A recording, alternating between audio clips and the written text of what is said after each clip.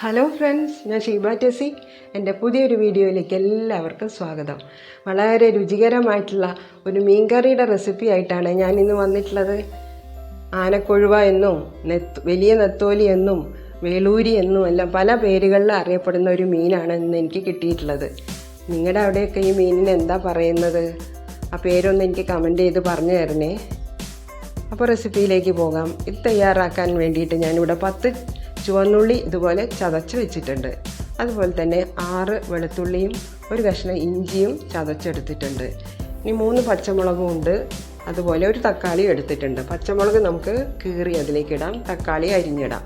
ഇനി പുളി പിഴിഞ്ഞ് അവിടെ തയ്യാറാക്കി വെച്ചിട്ടുണ്ട്. ഇനി അരപ്പിനായിട്ട് ഞാൻ 1/4 കപ്പ് തേങ്ങ മിക്സിയുടെ ബൗളിലേക്ക് ചേർത്ത് കൊടുത്തിട്ടുണ്ട്. കൂടെ 1/2 ടീസ്പൂൺ മഞ്ഞൾപ്പൊടിയും 1 ടീസ്പൂൺ മല്ലിപ്പൊടിയും 2.5 ടീസ്പൂൺ കാശ്മീരി മുളക് പൊടിയുമാണ് ഞാൻ ഇത് അരപ്പിലേക്ക് ചേർത്ത് കൊടുത്തിട്ടുള്ളത്.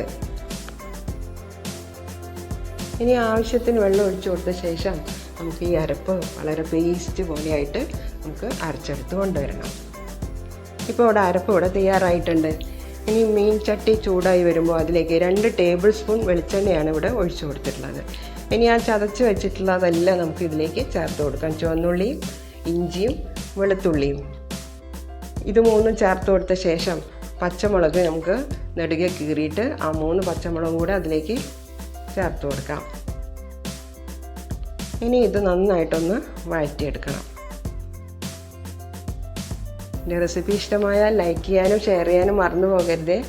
പുതിയ ഫ്രണ്ട്സ് ആരെങ്കിലും ഉണ്ടെങ്കിൽ സബ്സ്ക്രൈബ് ചെയ്തെന്ന് ഒന്ന് സപ്പോർട്ടും കൂടെ ചെയ്യണം. ആ വഴന്ന ഉള്ളിയിലേക്ക് നമ്മൾ അരച്ചു കൊണ്ടുവന്നിരിക്കുന്ന തേങ്ങയുടെ കൂട്ട് അതിലേക്ക് ഒഴിച്ചു കൊടുത്ത് 1 മിനിറ്റ് നേരം ആ വെളിച്ചെണ്ണയിൽ കിടന്ന തേങ്ങയുടെ പച്ച മണം ഒന്ന് പോകുന്നതിന് വേണ്ടി ഒന്ന് വഴറ്റി കൊടുക്കണം. ഇനി മിക്സിയുടെ ജാറ് കഴുകിയ വെള്ളവും അതുപോലെ പുളി പിഴിഞ്ഞെടുത്ത വെള്ളവും കൂടെ ഒഴിച്ചു കൊടുത്ത് കറിയുടെ ഗ്രേവിയുടെ തിക്നെസ് നമുക്ക് കണക്കാക്കാം. അതിൻ്റെ കൂടെ തന്നെ തക്കാളി അരിഞ്ഞതും കൂടെ ചേർത്ത് കൊടുക്കാം. ആവശ്യത്തിനുള്ള ഉപ്പും കൂടെ ഇട്ട് കൊടുത്ത് നന്നാക്കി ഇളക്കി യോജിപ്പിക്കാം. ഇനി ഒരു മീഡിയം ഫ്ലെയിമിലിട്ട് നമുക്ക് ഈ കറി ഒന്ന് തിളപ്പിച്ചെടുക്കണം. കറി നന്നായി തിളച്ച് വന്ന ശേഷം മാത്രം നമുക്ക് കൊഴുവ മീൻ അതിലേക്ക് ചേർത്ത് കൊടുക്കാം. അല്ലെങ്കിൽ കൊഴുവ മീൻ പെട്ടെന്ന് അങ്ങ് പൊടിഞ്ഞു പോകും. മീൻ ചേർത്തിയ ശേഷം അധിക സമയം നമ്മൾ വേവിക്കുന്നില്ല. ഇപ്പം കറി തിളച്ച് വന്നു. അതിലേക്ക് കൊഴുവ മീൻ ഇതുപോലെ ഇട്ട് കൊടുക്കാം.